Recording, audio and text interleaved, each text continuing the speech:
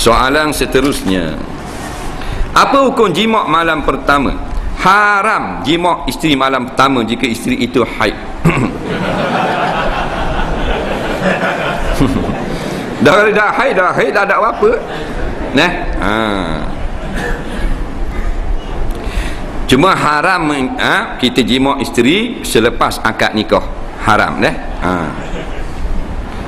Berdosa besar jima' isteri selepas akad nikah nah.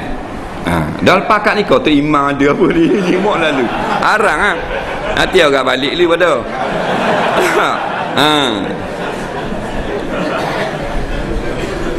ni benda ni hukum ni kan hukum cengkam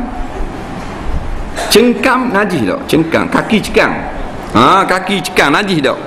Jawabnya kalau airnya busuk maka najis, kalau tidak busuk tidak najis. Biasa kaki cekang ni orang kurang.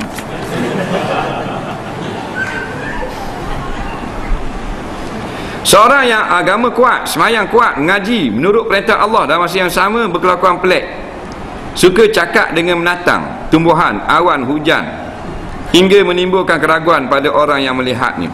Adakah orang begini berbahaya dan gila? Jadi kena periksa ada tu.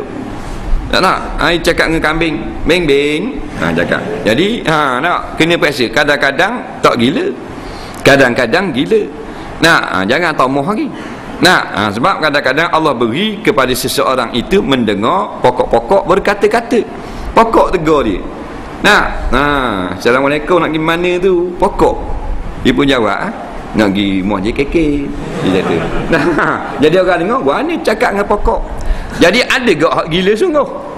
Ada gila sungguh? Ada hak gini. Jadi jangan kita buruk sangka lagi ke orang.